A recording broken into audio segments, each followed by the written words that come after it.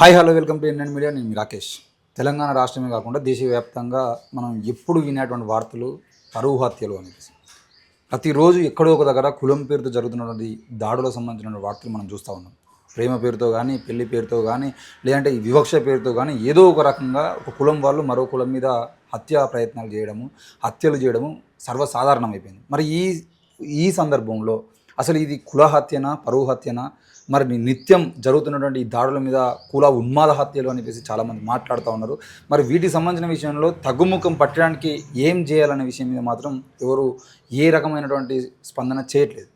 ఈ సందర్భంలో మనతో మాట్లాడడానికి సామాజిక కార్యకర్త, ఈ తెలంగాణ రాష్ట్రంలో బీసీ సమస్యల మీద ఎన్నో పుస్తకాలు రాసి బీసీ సమస్యల పరిష్కారం కోసం ఉద్యమాలు చేస్తున్నటువంటి వ్యక్తి మరి పాపాని నాగరాజన్ ఉన్నాడు. అని అడిగి తెలుసుకుందాం. అన్న, వెల్కమ్ టు ఎన్ఎన్ మీడియా.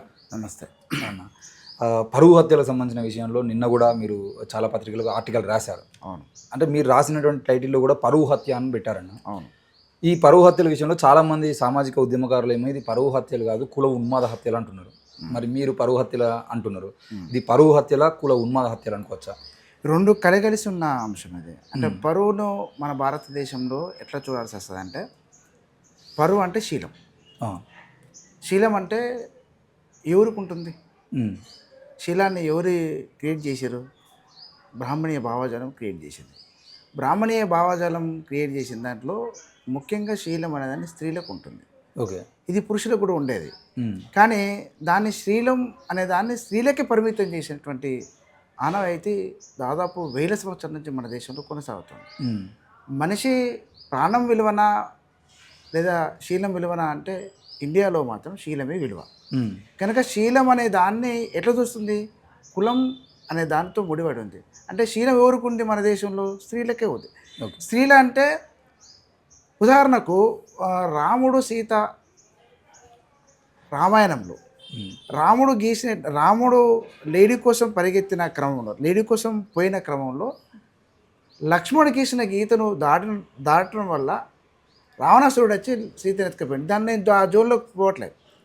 దీనికి కారణం ఏంది? గీత గీసిన దాన్ని దాటడం వల్లనే కదా రామాయణంలో రాముడు రావణాసురునికి జరిగిన యుద్ధం. ఇది యుద్ధమా లేకుంటే ఇంకా విషయం, అది వేరే విషయం. నేను ఆ టాపిక్ కోసం మాట్లాడతాను. కానీ అంటే ఆమె పోయి ఉండకపోతేనే కదా, అంటే స్త్రీ కడప దాటకపోతేనే, గీత మీనింగ్ కడప. అంటే ఈ స్త్రీలకు కడప అనేటువంటి, అంటే గడప కడప రెండు మాట్లాడు ప్రాంతాల వారీగా. కడప దాటిన స్త్రీకి అనేక రకాల ఆంక్షలు విధించడం వల్ల వచ్చిన సమస్య. అందుకని ఆమె స్త్రీ ఆ కడప దాటడం వల్ల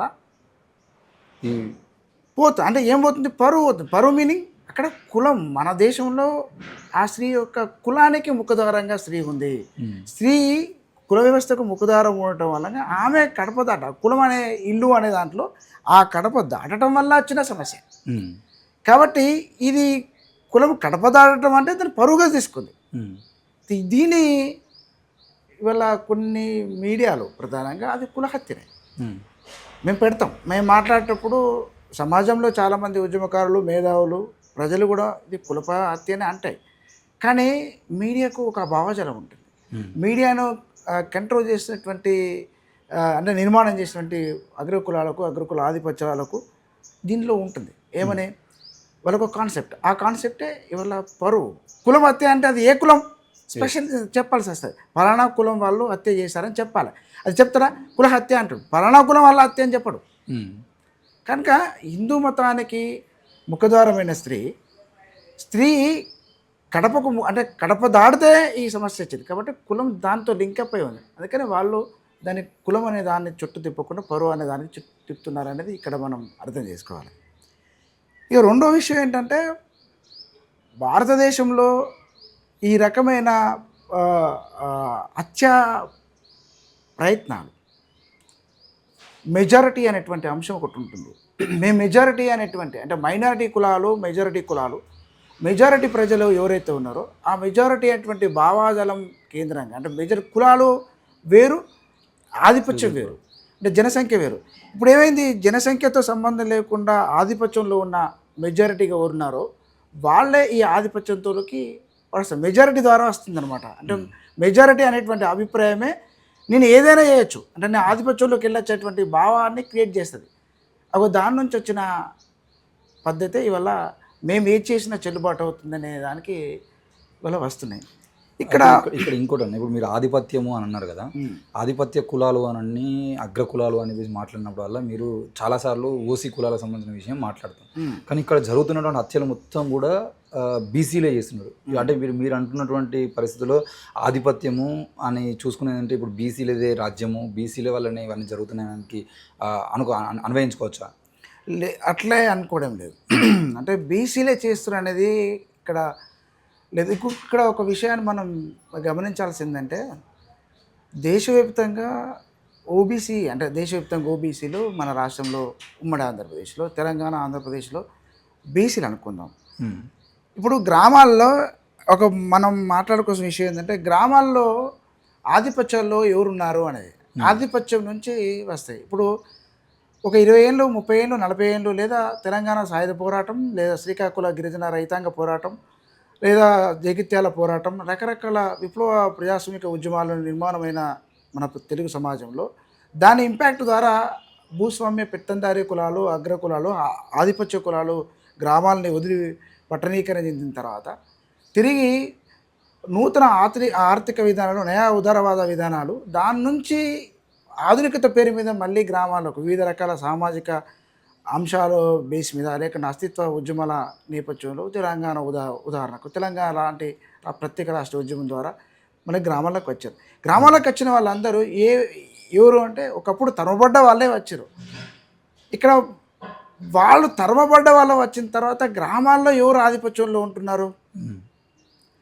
ఆధిపత్యంలో ఉన్న కులాలు ఏవైతే ఉన్నాయో ఆ ఆధిపత్యం ఉన్న కులాలు వాళ్ళు అక్కడ నుంచి తరమబడ్డ తర్వాత ఆ ఆధిపత్యానికి దగ్గరగా ఉన్న కులాలు అనివార్యంగా ఒక దగ్గర ఎస్సీలు వస్తాయి, ఒక దగ్గర బీసీలు రావచ్చు, ఒక దగ్గర ఓసీలు రావచ్చు, ఒక దగ్గర ట్రైబల్ రావచ్చు.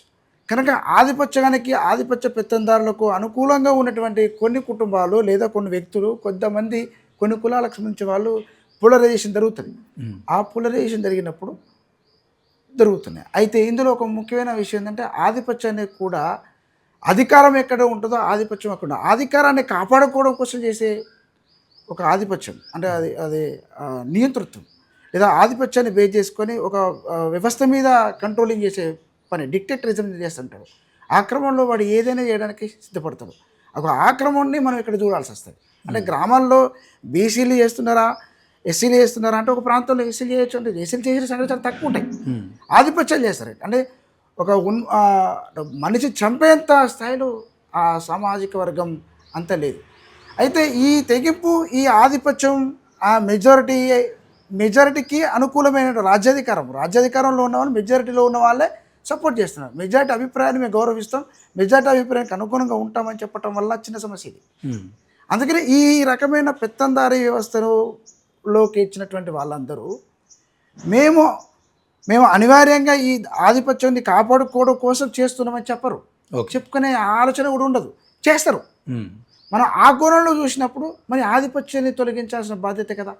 ముఖ్యమైన పాయింట్ ఏంటంటే ఆధిపత్యాన్ని తొలగించాల్సిన బాధ్యత అనుకున్నప్పుడు వివిధ ప్రజాస్వామిక సామాజిక మేధావులు, వేత్తలు, సంఘాలు లేదా సాంప్రదాయకంగా ఉన్న కొన్ని సంఘాలు వాళ్ళు కొంత ఒక డెమోక్రటిక్ స్పేస్ని కోరుకోవాలి. వాళ్ళు కోరుకోవట్లేదు. ఇప్పుడు దౌర్భాగ్యం ఒక దుర్మార్గమైన వాతావరణం టెండెన్సీ అంటాం దాన్ని. ఒక వాతావరణం క్రియేట్ చేయటం అనేది చాలా ఉన్నత స్థాయిలోకి ఉన్నది.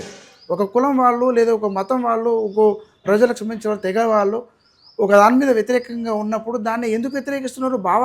భావాన్ని వ్యక్తీకరణ చేయాలి. ఆ వ్యక్తీకరణ చేయటంలో పొరపాట్లు ఉన్నాయి, చేయటం లేదు. దాని మూలంగా వస్తున్న సమస్య. అయితే ఇక్కడ ఒక ముఖ్యమైన విషయం చెప్పుకోవాల్సిందంటే గ్రామీణ సమాజంలో బీసీ కులాలకు సంబంధించిన వాళ్ళు ఈ హత్యలు, అత్యాచారాలు లేకుంటే నా ఉదాహరణకు ఈ నాగర్ కర్నూలులో ఒక కుటుంబం పోయింది. ఆ కుటుంబం దగ్గరికి మేమైతే వెళ్ళలేదు. పత్రికలు వచ్చిన కథనాలని ఆధారం చేసుకొని మాట్లాడుతున్నాం. దేవుని గుడికి పోయింది. దేవుని గుడికి పోయిన ఆమె కాలకృత్యాల కోసం పోతే ఆమె అత్యాచారం చేశారు. సరే, అత్యాచారం చేసిన నిందితులు ఎవరైతే ఉన్నారో ఆ నిందితుల్లో 5 గౌన్లలో ఉన్నారు. 6 గౌన్లలో ఉన్నారు. ఒక మైనారిటీ ఉన్నారు. ఇక్కడ మైనారిటీలని ఈ గౌన్లని చెప్పడం సమస్య కాదు. ఇక్కడ ఏంటంటే సమాజంలో ఒక మహిళ మీద ఒక అత్యాచారం సంస్కృతి ఆధిపత్యం నుంచి వచ్చింది కదా. నేను చెప్పింది వినాలే. అంటే ప్రతి ఆడమే అంటేనే స్త్రీ స్త్రీ అంటే స్త్రీ అంటేనే సెక్స్ అనేటువంటి ఆలోచన, సెక్స్ అనే ఆలోచనతోనే బానిస క్రియేట్ చేస్తున్నాడు. ఓకే. అంటే పిల్లల్ని కని పెంచి యంత్రమే, కానీ కనడం అంటే సెక్స్ అనేది. అంటే ఈ రకమైన భావోద్వేగం రావటం వల్లనే వచ్చింది. కాబట్టి నేను ఏం చేసిన చెడుబాటు అనే పురుషుని నేను అహంకారం, పురుషుని నేను ఆధిపత్యం, మెజారిటీ అంటే ఈ ఆధిపత్యం పెత్తనం అంటే కంట్రోలింగ్ చేసుకొని పెద్ద భావోద్వేగాన్ని క్రియేట్ చేసుకోవటం వల్ల వచ్చిన దాని ఉదాహరణకు అట్లాగే జరుగుతున్నాయి. సో ఆ జరిగిన సంఘటన అప్పుడు నేను అంటే పౌర సమాజం ఆలోచించాల్సిన ఒక ముఖ్యమైన ప్రశ్న ఏంటంటే, ఈ సంఘటన జరుగుతున్నప్పుడు మీరు సమాజం తీసుకోవాల్సిన బాధ్యత. ఒక సంఘటన జరిగిన వెంటనే మీరు వెళ్ళారంటే మేము వెళ్ళలే, బలహీనతల సమస్య వెళ్ళకపోవటం విషయం కాస్త పక్కన పెడితే, వెళ్ళాల్సిన వాళ్ళు అందరం వెళ్ళాలి. నేను వెళ్ళాలి, మనం వెళ్ళాలి, మీరు వెళ్ళాలి, అందరం వెళ్ళాలి. వెళ్ళి ఆ సంఘటనకు కారణాలని పరిశీలించి పరిశీలించి చెప్పడం కాదు, అసలు రాకుండా చేసే ప్రయత్నం చేయాలి. అరే మనుషులం కదా, తోటి మనుషులు చెప్పుకునే నైతిక హక్కు నీకు ఎక్కడిది అనేటువంటి భావాన్ని మనం చెప్పగలగాలి. ఇప్పుడు ఆ సాంస్కృతిక యాక్టివిటీ లేదు. అప్పుడు భాగవతాలనో లేకుంటే కల్చర్ యాక్టివిటీ సరే అది ఏదైనా కష్టపడదు, దానిలో ఆలోచన విధానం ఏముందని నలుగురు లేదా 10 మంది 100 మంది సమీకరించేటువంటి ఒక వాతావరణం అక్కడ దగ్గర ఉండేది. ఇప్పుడు ఆ సంస్కృతి తగ్గిపోయింది. ఓకే. ఇప్పుడు రకరకాల మీడియాలు మన మీడియాను మంచి కోసం వాడుతున్నా, చెడు కోసం వాడుతుంది. చెడు కోసం వాడుతున్న దాంట్లో ఎక్కువ దాన్ని చూపిస్తున్నాం. మీడియా ఏమంటే పాలకవర్గం ఏముంటుంది, స్త్రీలు అట్లా వల్గర్గా ఉండటం వల్లనే వస్తుంది అనేది ఇది తప్పుడు ఆలోచన. నువ్వు మనిషి ప్రేమించమని చెప్పే ఆలోచన లేకుండా ఆమె బట్టలు వేసుకోవడం వల్ల వచ్చింది సమస్య ఎట్లా అంటావు? అలా ముందు మానసిక స్థితి మార్చాలి. అందుకే పాయింట్ ఏంటంటే, తోటి మనిషిని చెప్పొద్దు అనేటువంటి భావాజాలాన్ని పౌర సమాజంలో ఉన్న వాళ్ళందరూ మాట్లాడకపోతే అది నష్టం చేస్తుంది, సమాజానికి చాలా నష్టం చేస్తుంది. ఆ నష్టాన్ని మనం పూరించడం అంటే మళ్ళీ నష్టంతోనే పూరించాల్సి వస్తుంది. అంటే ఈ భావం తప్పుడు భావం. అందుకనే అంటే ఇక్కడ అభయాంజనేయ స్వామి టెంపుల్కి వచ్చినటువంటి వాళ్ళ మీద అత్యాచారమే కాకుండా మొన్న సూర్యాపేటలో బంటి అనే వ్యక్తి మాలకులానికి సంబంధించిన వ్యక్తిని పెళ్లి చేసుకుందని చెప్పేసి ఒక అమ్మాయిని కుటుంబ సభ్యులు ఎవరైతే ఉన్నారో వాళ్ళు కూడా అందరు గౌడ్సే.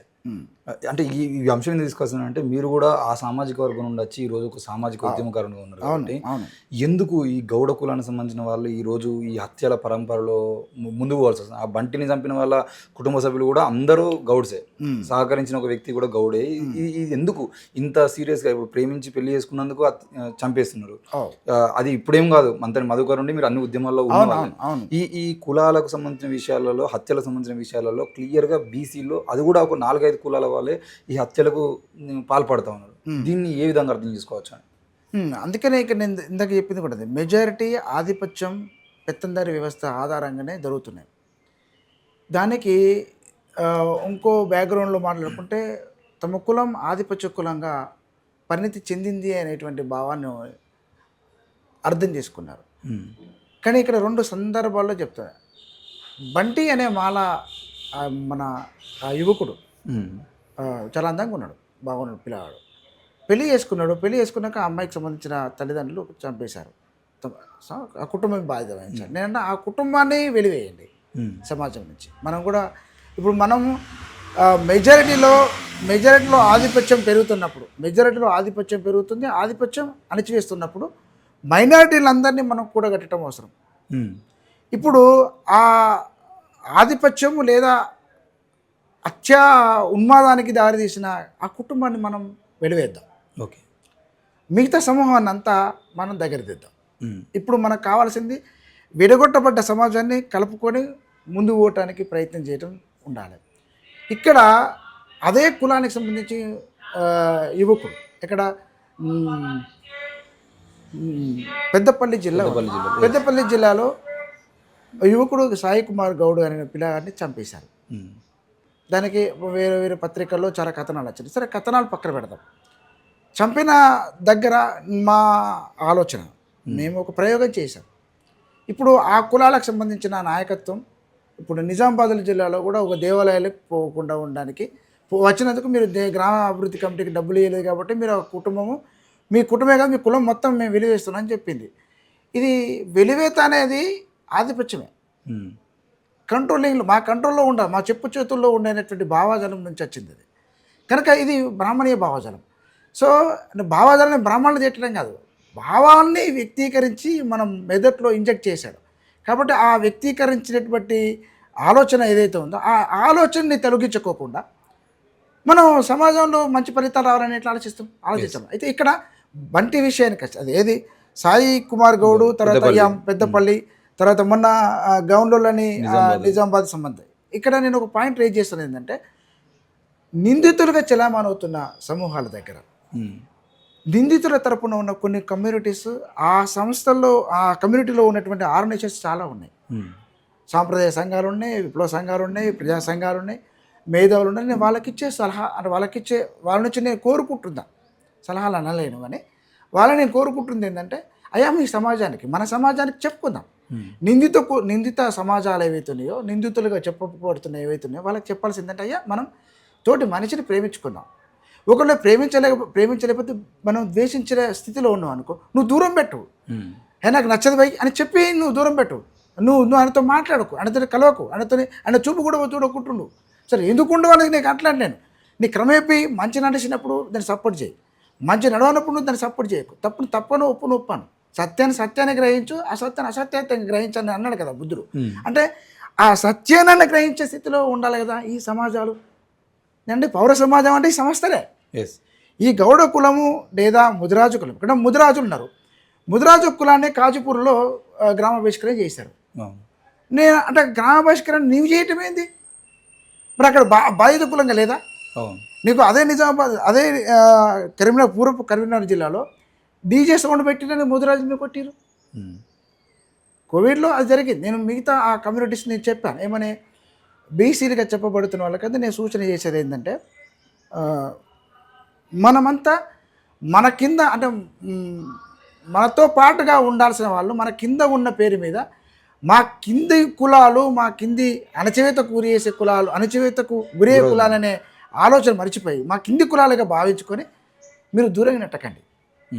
దానివల్ల సమాజంలో నష్టం జరుగుతుంది. మనం ఐక్యతంగా లేకుంటే తోటి మనుషులుగా ఉండాల్సిన వాళ్ళలో విద్వేషం పెరుగుతుంది. ఆ క్రమంను మనం బ్రేక్ చేయటం అవసరం. ఇది వాడిదే కాదు, ఆ కులాలదే కాదు, రాజకీయవేత్తలది, ప్రభుత్వాలది. ఇವರು సాంఘిక సంక్షేమ శాఖ లేకుంటే బీసీ వెల్ఫేర్ ఉంది కదా, ఈ రెండు డిపార్ట్మెంట్లు వెల్ఫేర్ డిపార్ట్మెంట్స్ అన్నీ కేవలం ఆర్థికంగా ఇస్తే కాదు, ఆర్థికంగా వాడు అభివృద్ధి డబ్బులు తీసుకున్నా ఆ డబ్బుల్ని సామాజిక పరంగా అర్థం చేసుకొని సామాజికంగా చైతన్యం కలగడానికి అవకాశం ఇచ్చే స్థాయిలో నువ్వు అది ఉండాలి. నువ్వు చేస్తున్నావా? నువ్వు చేయటం లేదు. అందుకనే మొన్న అంతకంటే ముందు లాస్ట్ ఇయర్ మేము ఎస్సీ కమిషన్ కూడా అడిగాం, బీసీ కులాల్ని పిలవండి, ఎస్సీ కమిషన్ బీసీ కులాన్ని పిలవండి, బీసీ కమిషన్ ఎస్సీ కులాల్ని బీసీ కులాన్ని పిలవండి. కుడిసి మీ కులాలకు మీ సామాజిక వర్గాలకు చెప్పుకోండి. మీరు మీ ప్రభుత్వం SC cell, BC cell, minority cell ఉన్నాయి కదా, ఆ సెల్ అందరూ కూర్చొని పెట్టండి. మీ కులాలకు చెప్పుకోండి, మీ మతాలకు చెప్పుకోండి. అయ్యా మీరు దాడులు చేయకండి, తోటి మనిషి తప్పుకోకండి. నాకు ఒక కోర్టు ఉంది, ఇలా చట్టం ఉంది, ఓ పోలీస్ స్టేషన్ ఉంది, ఓ గ్రామం ఉంది, ఓ పంచాయతీ ఉంది. నువ్వు వాటిలో పరిష్కారం చేసుకో. నువ్వు పెద్ద మనిషి కూర్చొని పెట్టి మాట్లాడుకో. నీకు తెలియకపోతే తెలిసిన వాళ్ళతో మాట్లాడుకో, తర్కించే వాళ్ళతో మాట్లాడు, నీ తర్కన్న ద్వారాతో ప్రయోగం చేయి. నువ్వు చెప్పగలిగే స్థాయిలో ఉండాలి. ఇవాళ చెప్పలేదు. ఎందుకు అంటే ఈ సమాజం కులాలతో నిర్మాణం కావాలనే ఆలోచనతో ఉన్నది. దాని కుల స్త్రీకరణ ఇక్కడ చెప్పలేదు అని అంటే బీసీ కమిషన్ చైర్మన్గా ఉంటున్నటువంటి వ్యక్తులు కానీ, బీసీ కార్పొరేషన్ చైర్మన్గా ఉంటున్న వ్యక్తులు కానీ, లేదంటే ఎస్సీ కమిషన్, ఎస్సీ కార్పొరేషన్ ఇవన్నిటికీ చాలాసార్లు అంటే ఈ కార్పొరేషన్ల కమిషన్లకు మనుషులను పెట్టాల్సి వచ్చినప్పుడు, చైర్మన్లను పెట్టాల్సి వచ్చినప్పుడు ఆ కులానికి సంబంధించిన వాళ్ళు పెడుతున్నారు. అవును, అంటే మీరు అంటున్నట్టుగా ఒకవేళ వేరే కులం వాళ్ళు ఉండేది ఉంటే దీన్ని పట్టించుకోకపోవచ్చు. కానీ ఇప్పుడు last time BC SC corporation chairman ఉన్నది బీసీలే, అవును ఎస్సీలే. మరి వీళ్ళకు సోయి ఉండేది అంటే మీరు అంటున్నట్టుగా ఆ అభివృద్ధి వైపు కానీ అదే అక్కడే పాయింట్ అదే, ఆ సోయి లేదనే కదా. ఇప్పుడు మేము నిన్న తెలంగాణ మాదిగ జర్నలిస్ట్ ఫోరం నుంచి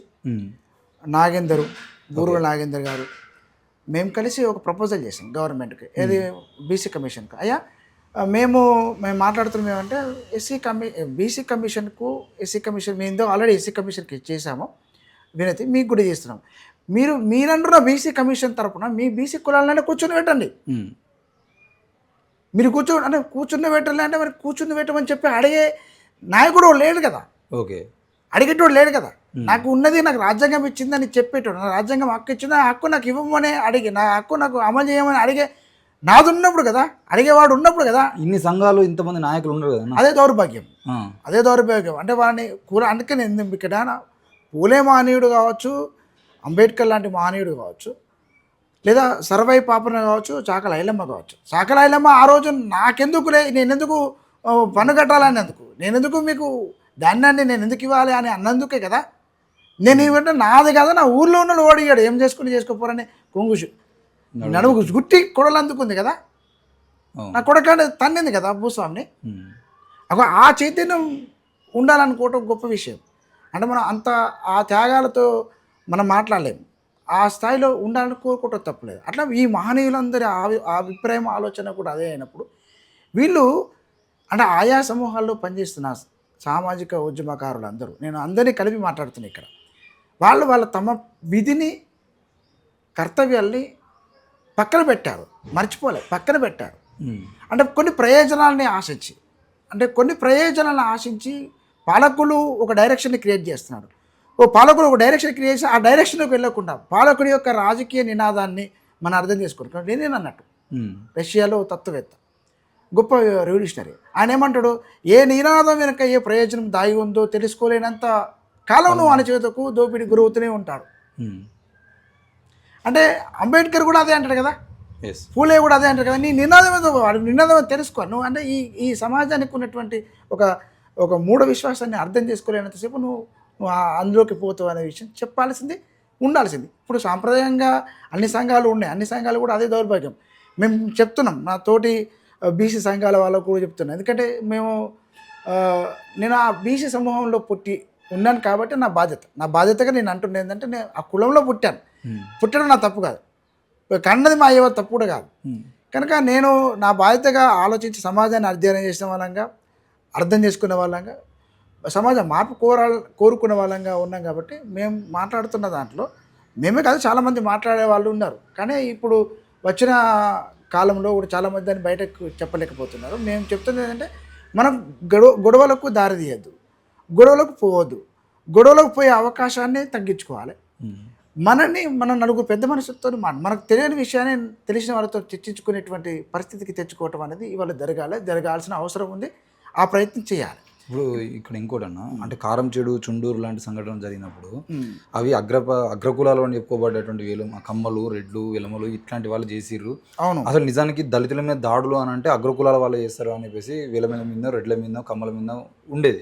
కానీ ఇప్పుడు పూర్తి స్థాయిలో వాళ్ళు కాకుండా బీసీలే కనబడతా ఉన్నారు. అంటే ఇక్కడ ఏం అర్థం చేసుకోవచ్చు, బీసీలు మాత్రమే దాడులు చేస్తున్నారా, లేదంటే ఈ అగ్రకులాలని చెప్పబడేటువంటి వీళ్ళు దాడులు బంద్ చేసిరా, లేదంటే వాళ్ళు చేసినా కనబడట్లేదా, ఏ రకంగా అర్థం చేసుకోవచ్చు? ఇప్పుడు అదే ఇక్కడ మీరు వేసిన ప్రశ్నకు ఆన్సర్ ఏంటంటే, మన దేశంలో బీసీలు లేదా మన ఓబీసీలు, దళితులు, ఎస్టీకి సంబంధించిన సమూహాలు లేదంటే మైనారిటీ సమూహం ఉంది. బీసీలే చేస్తున్నారు, మన తెలంగాణ ఆంధ్రప్రదేశ్లో బీసీలే చేస్తున్నారు అనే దాన్ని నేను ఏమంటానంటే, సూత్రధారులు, పాత్రధారులు ఉంటారు. నేను ఇందాకే చెప్పాను, అదే ఆధిపత్యం అనేది, అధికారాన్ని ఎవడు ఉంటాడో మన అధికారాన్ని కాపాడుకోవడం కోసం చేసే ఒక తంతు ఉంటుంది. ఆ తంతు అర్థం కాకుండా ఈ ఆధిపత్యం రాదు, అర్థం కాదు. ఈ ఆధిపత్యాన్ని కాపాడుకునే రాజ్యం, ఈ రెండు ఒకదానికొకటి మిళితమై ఉంటుంది. కాబట్టి ఈ కుల వ్యవస్థలో ప్రధానంగా బీసీలే చేస్తున్నానే కాదు, నేను ఇందాక మొదట్లో ఒక మాట చెప్పాను, ఏ గ్రామంలోనైనా జనాభా ఎక్కువ ఉంటే మెజారిటీ అంటున్నాను చూడు ఇందాక, మెజారిటీ అనేటువంటి భావం ఎప్పుడైతే నీలో కలుగుతుందో, ఆ కలిగిన మెజారిటీలోనే ఒక పెత్తందారి, ఒక ఆధిపత్యం ఇమిడి ఉంటుంది. కనుక ఆ ఆధిపత్యం అని భావజాలంతోనే దాడులు జరుగుతున్నాయి.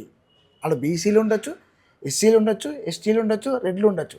ఇక రెండవది, నేను ఇందాక సూత్రధారులు, పాత్రధారులు, ఒక భావాన్ని క్రియేట్ చేసిన వాడు సూత్రధారి. ఒక భావం క్రియేట్, మేము పెద్దోళ్ళం, మేము ఎక్కువలో, మేము ఏమంటారు జ్ఞానవంతులం అనే భావం ఆల్రెడీ క్రియేట్ చేసి మన మేధల్లో ఉన్నది. కాబట్టి దాన్ని చూసి చూడాల్సింది. ఒక ఉదాహరణకు, కొన్ని గ్రామాల్లో దళితులు ఉంటారు, కొన్ని గ్రామాల్లో బీసీలు ఉంటారు, కొన్ని గ్రామాల్లో మంగళులు కూడా ఉంటారు. ఇవాళ మైనారిటీ కులాలు అనే పేరు మీద, మైనారిటీ కులాలు కాదు, జన ఆధిక్యత లేని కులాలు జన ఆధిక్యం ఉన్న కులాలుగా చూడాలి. మరి జన ఆధిక్యత ఉన్నటువంటి కులాలు మున్నూరు కాదు, గౌడ, యాదవ, పద్మశాలి అండ్ ముదిరాజ్. ముందు ముదిరాజ్ అనుకుంటా, మున్నూరు కాపులు పాపులేషన్ తక్కువ ఉంటుంది, కానీ పొలిటికల్గా వాళ్ళు ఎక్కువ అందుకున్నారు. అడ్మినిస్ట్రేషన్లో పద్మశాలి ఎక్కువ ఉంటారు. గౌన్లోళ్ళు యాదవులు అడ్మినిస్ట్రేషన్లో తక్కువ, అక్కడక్కడ ఉంటారు. నేను వాళ్ళు ఉండలేరని అనలేను, రాజకీయ పదవులు కొద్దిమంది. అయితే ఎక్కడ వీళ్ళకి వస్తున్నాయి వృత్తులు, వృత్తేతరులు. అంటే వృత్తి కులాల మధ్య వచ్చే పరస్పర సహకారాల దగ్గర వైరుధ్యాలు వస్తున్నాయి. కనుక ఎక్కడైనా వృత్తి కులాల దగ్గర సహకారాలు ఉంటాయి, వృత్తి కులాల దగ్గర సహకారం ఉంటుంది. వృత్తులు అనేవి ఏంటి?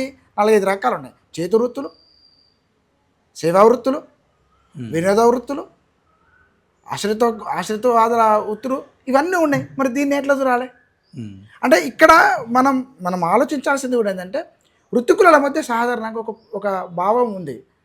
ఉదాహరణకు ఒక గ్రామాన్ని చూసుకుంటే ఒక పండగ చేసుకున్నప్పుడు ప్రతి కులం ఇన్వాల్వ్మెంట్ ఉంటుంది. అంటే ఇన్వాల్వ్మెంట్ అంటే వాడు దీపం పడతాడు, వాడు లైట్ వెలిగిస్తాడు, వాడు డప్పు కొడతాడు, వాడు డ్యాన్స్ చేస్తాడు. అంటే రకరకాలు, వాడు కుమ్మర అంటే నేను తిట్టుగా చూస్తాను. ఒక కుమ్మరైనా, కమ్మరైనా, వడ్రంగి, తర్వాత గౌడ, పద్మశాలి, మున్నూరు కాపు, రకరకాల కమ్యూనిటీస్ అన్నీ ఏంటో రకరకాల సామాజిక సమూహాలన్నీ ఆ పండుగలో ఇన్వాల్వ్మెంట్ అవుతాయి, కల్చర్లో ఇన్వాల్వ్మెంట్ అవుతాయి. అప్పుడు వారి మధ్య సఖ్యత ఉంటుంది. సఖ్యత లేని దగ్గర కూడా సఖ్యత చేస్తారు, ఎందుకంటే అది ఉమ్మడి సాంస్కృతిక వేడుకగా ఉండాలి కాబట్టి. అది ఊరు గ్రామ పంచాయతీకో గ్రామానికో ఒక సింబాలిక్గా ఉండండి, మేము యూనిటీగా ఉన్నామని చెప్పుకోవడానికి సంకేతాలుగా చూపిస్తాం, చూడాలి కూడా. ఆ స్థితి ఉండాలి. అయితే ఆ క్రమంలో ఇవాళ ఉన్నాయా? కనుక మెజారిటీ అనేటువంటి భావంతో మేము చేస్తున్నాము అనేది అది ఉన్నది. కొన్ని గ్రామాలు చేస్తున్నాయి, అది చేయడమే తప్పుడున్నారు. అందుకనే ఇందాక బంటి దగ్గర జరిగినప్పుడు గౌడ కమ్యూనిటీస్ వారు నిందితుడు వాళ్ళు మాట్లాడలేదు. ముందు నిందితు దగ్గర ఎందుకు అట్లా చేసినావు, చేయదు కదా, నీకు నచ్చకపోతే దూరం ఉండు, నీ అమ్మాయిని తీసుకపో, లేకుంటే నీ అమ్మాయితో నీ కౌన్సిలింగ్ ఇప్పించు, లేదు అట్లా కాకుండా నువ్వు వదిలేసి ఉండు అనొచ్చు మేజర్ అనుకుంటే. సరే అది కాకుండా ఈ పెద్దపల్లి ఇష్యూలో కూడా అదే కదా. అంతేందుకు మా ఊర్లో చాలా సంఘటనలు జరిగినాయి. మా ఊర్లో అమ్మాయిలు, మా ఊర్లో అబ్బాయిలు అమ్మాయిలు పెళ్లి చేసుకున్నప్పుడు కూడా ఒక కుటుంబం, ఒక అమ్మాయి జీవితం చాలా గందరగోళమైంది.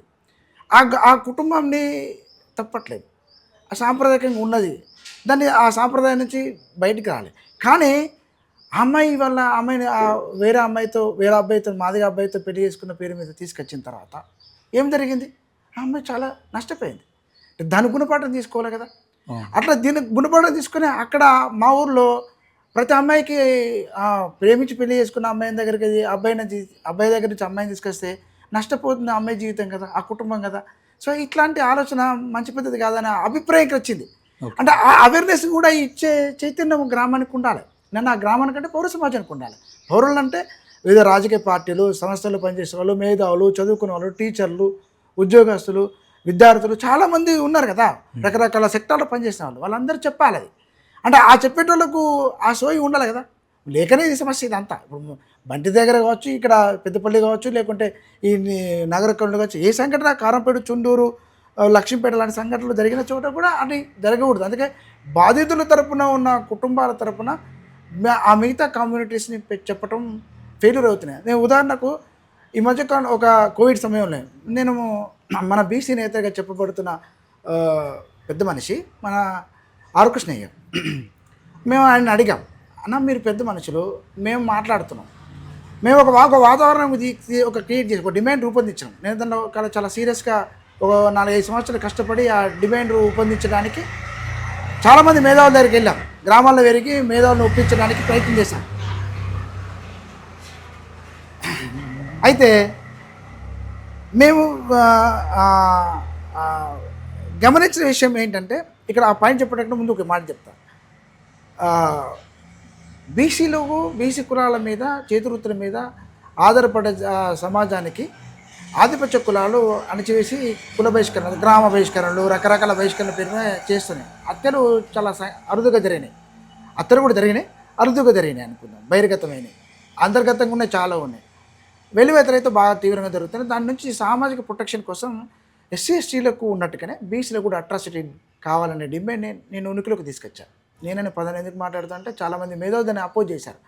మేము కొన్ని ఇష్యూస్ చెప్పిన తర్వాత అట్లా ఉండొద్దు, దళితులకు వ్యతిరేకంగా, గిరిజనులకు, మైనార్టీలకు వ్యతిరేకంగా ఈ అట్రాసిటీ కోరుకునే వాళ్ళు ఉండకూడదు. బేసిక్గా అంటే పై కులాల పెత్తందారి భావాజలంతో చేసే సంఘటనను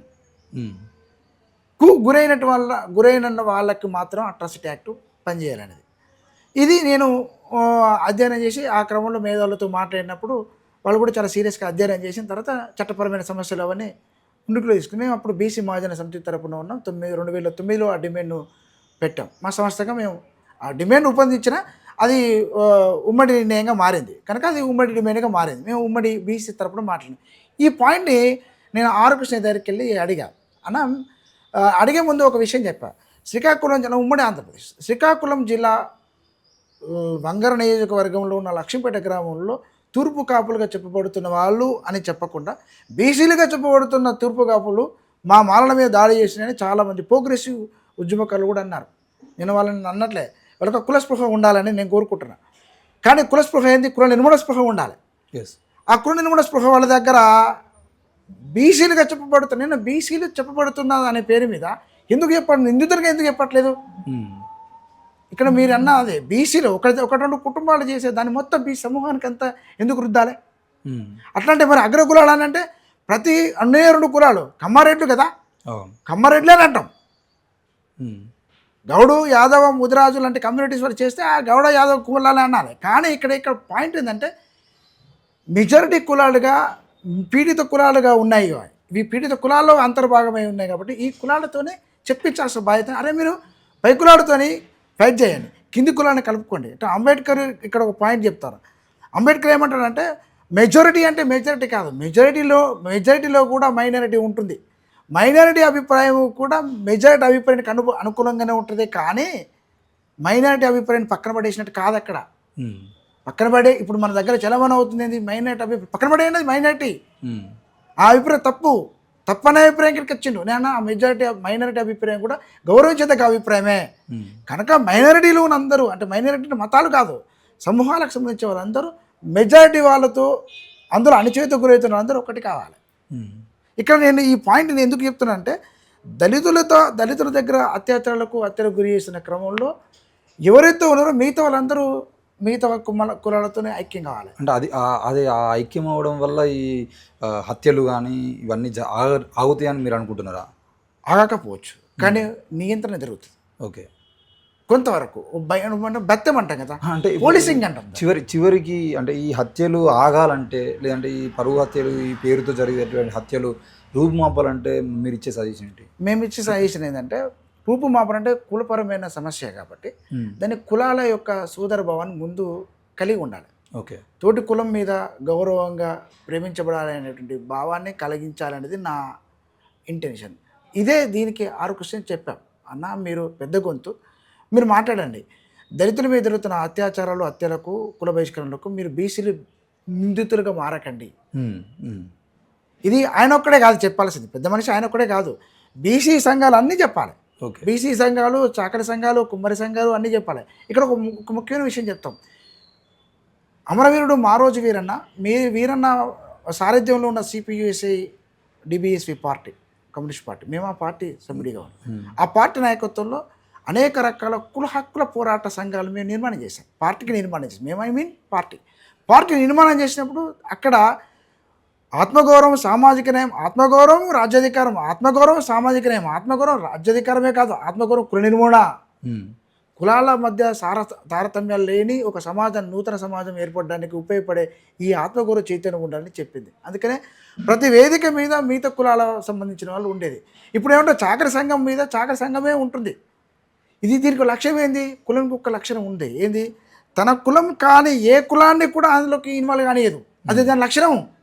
దాని లక్షణమే మానవ రూపం అంటే ముక్కు ఇట్లా ఉంటే, కళ్ళు ఇట్లా ఉంటే పుట్టిన దీని లక్షణం, అది బాడీ లక్షణం. అది వెంట్రుకలు ఉట్టుకోవటం, చర్మం పుట్టడం, అవయవాలు, గుండె, కాలేయం, రకరకాల ఇవన్నీ ఇవన్నీ అవయవాలు రావడానికి కారణం లక్షణం. అది శరీరం యొక్క తత్వం. అందుకే అంటే కులం యొక్క తత్వాన్ని అర్థం చేసుకోకుండా ఉండటం వల్ల. అందుకని ఆర్కృష్ణ లాంటి వాళ్ళకు నేను, తర్వాత జాదుల శ్రీనివాస్ లాంటి మిత్రుడు వాళ్ళకు, తర్వాత దాసురేషు, లేకుంటే ఇంకా చాలా మంది బీసీ మిత్రులకు, ఇటు మందకృష్ణ మాదయ్యకు, మాల నేతలకు అందరికీ, మా ఎస్టీ సంబంధించిన వాళ్ళకు మేమిచ్చే తోటి మనిషిగా ఒక సలహా ఏంటంటే, అంటే ఇవి చలామణి అవుతున్న సంఘాలు, పేరుగాంచిన చలమని పేరుగాంచినటువంటి సంఘాలుగా ఉన్నాయి కాబట్టి మీరు మీ సమాజాలకు చెప్పండి, అయ్యా మీరు దాడులకు లేదా అత్యాచారాలకు లేదా హత్యలకు లేదంటే బహిష్కరణలకు అవకాశం కల్పించకుండా మీరు ప్రయత్నం చేయండి అని చెప్పాల్సిన నైతిక బాధ్యత మీది ఉంటుంది.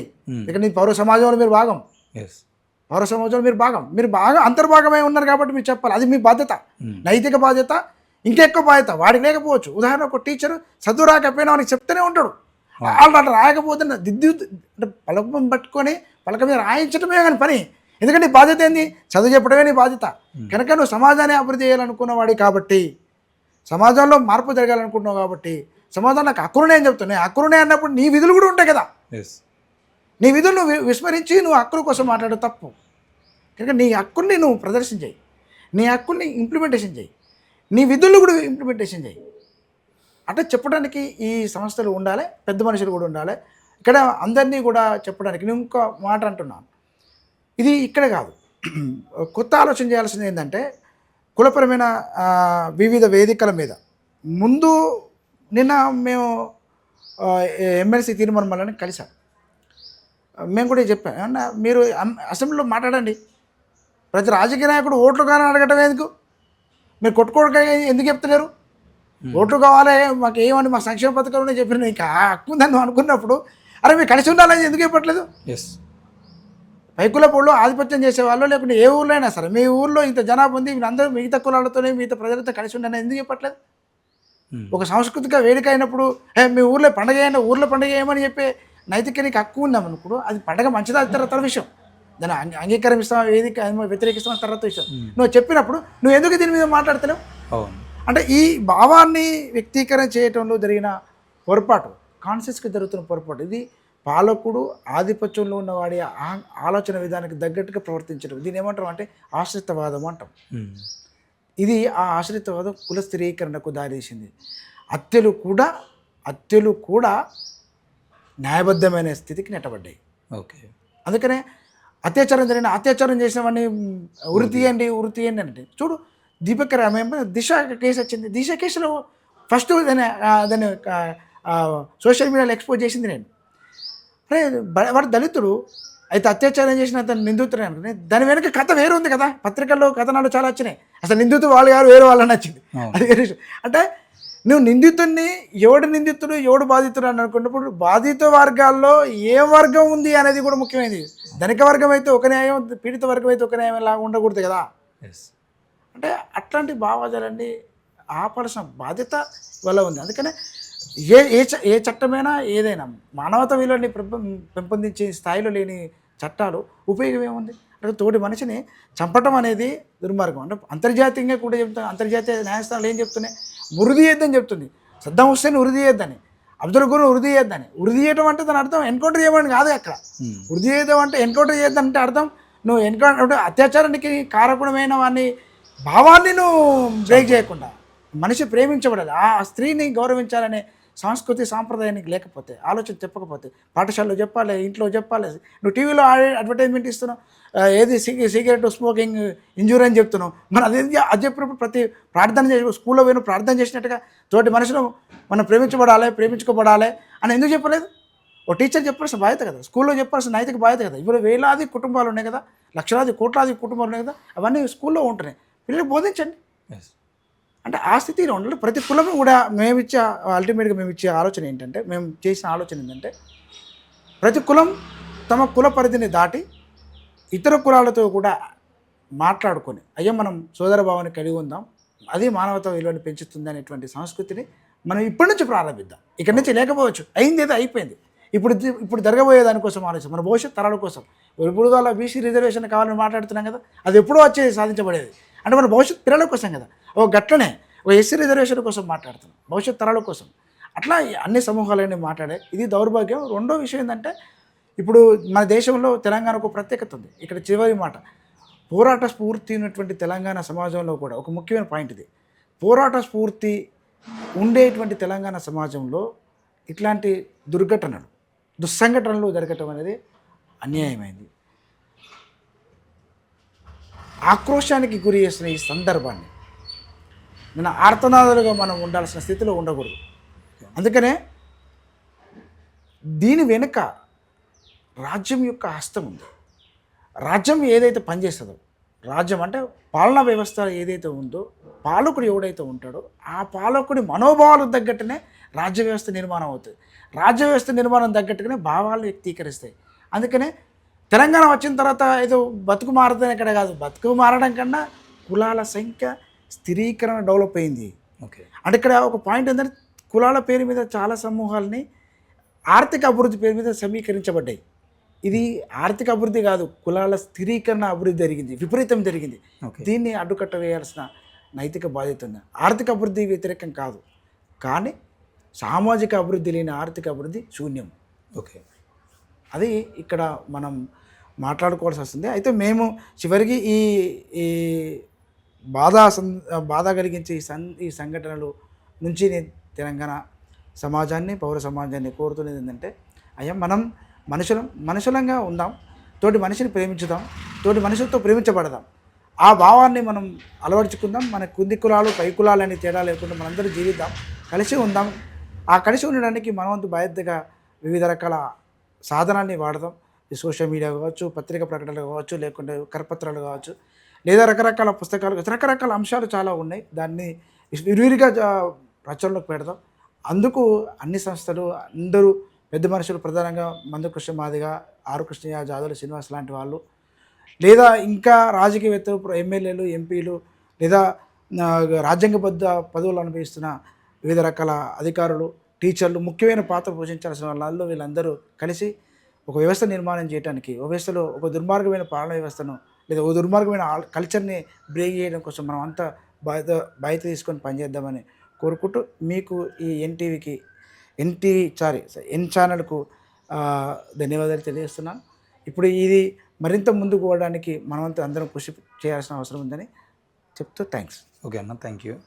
మొత్తానికైతే తెలంగాణ రాష్ట్రానికి సంబంధించిన విషయంలోనే కాదు, ఈ కుల నిర్మూలనకు సంబంధించిన విషయంలో కూడా నాయకుల దగ్గర నుండి అందరికీ, ప్రజలందరికీ కూడా దాన్ని ఒక సోయి రావాలి. తప్పకుండా ప్రేమించడానికి సంబంధించిన విషయంలో, ప్రేమ అంటే కేవలం ఆడామొగ ప్రేమించుకోవడం కాదు, ఈ సమాజాన్ని ప్రేమించడం. అందులో భాగంగా ప్రతి ఒక్కరు కూడా ఈ సమాజాన్ని బాధ్యతగా తీసుకొని ఒకరికి ఒకరు చెప్పుకుంటూ పోతే, వాడు మనవాడేరా, వాళ్ళు ప్రేమించుకుంటే ఏమవుతారా అని చెప్పేసి ఆ ఊర్లో ఉన్నటువంటి, ఇప్పుడు మన గౌడ కులానికి సంబంధించిన వ్యక్తి మాల బంటికి సంబంధించిన విషయంలో మనం చూసాం. ఆ అమ్మాయికి సంబంధించిన విషయంలో వాళ్ళ ఇంట్లో ఉన్నటువంటి వాళ్ళ వ్యక్తి, ఆ ముసలమ్మ ఎవరైతే ఉన్నారో వాళ్ళ అమ్మమ్మనా నానమ్మనా, ఆమె ఆ కులం వాడిని ఎట్లా ప్రేమించింది, ఎట్లా పెళ్లి చేసుకుంటారా, వాడు నేను భావాన్ని పిలుస్తావా అని చెప్పేసి రెచ్చగొట్టడం వల్లనే ఈరోజు ఆ రెచ్చిపోయి జరిగిన హత్య అని చెప్పేసి కూడా మనం మీడియా చెప్పింది. అయితే ఈ సందర్భం కాకుండా ఆ ముసలమ్మ ఏమవుతుందిరా, మన బావ ఏమవుతుంది, ఎవరైతే అబ్బాయి మంచిగా ఉన్నాడు అని చెప్పి ఉండేది అంటే ఇది జరగపోయి ఉండేది అని కూడా మనం చెప్పాల్సిన అవసరం ఉంది. అంటే ఆ కోణాన్ని చెప్పినప్పుడు ఈ కోణం కూడా చెప్పేటువంటి పరిస్థితులు. రెండవది, ఈ ప్రేమకు సంబంధించిన విషయంలో సమాజాన్ని ప్రేమించే విధంగా నాయకులు కానీ మిగతా వాళ్ళు కానీ చెబుతూ పోతూ ఉంటే, ప్రభుత్వాలు కూడా ఇట్లాంటివి ప్రోత్సహించకుండా కలుపుకపోయేటువంటి ప్రయత్నాలు చేయడము, ఈ సంక్షేమ శాఖలు ఏవైతే ఉన్నాయి, ఈ సంక్షేమ శాఖలు కూడా కేవలం ఆర్థిక వెసులుబాటు మాత్రమే కాకుండా వాళ్ళ సామాజిక సాంఘిక పరిస్థితులకు సంబంధించిన విషయంలో కూడా ఆలోచన చేయాలని చెప్పేసి కోరుతా ఉన్నాను. తప్పకుండా ఇదే అంశం మీద చాలామందిని ఇంకా అడిగేటువంటి ప్రయత్నం చేద్దాం. ఇలాంటి అంశాల మీద చాలాసార్లు కాపాని నాగరాజన్న లాంటి వాళ్ళను చాలామందిని మనం ఇంటర్వ్యూ చేసేటువంటి ప్రయత్నం చేద్దాం. చూస్తూనే ఉన్నాను. ఎన్నమడి థ్యాంక్ యూ.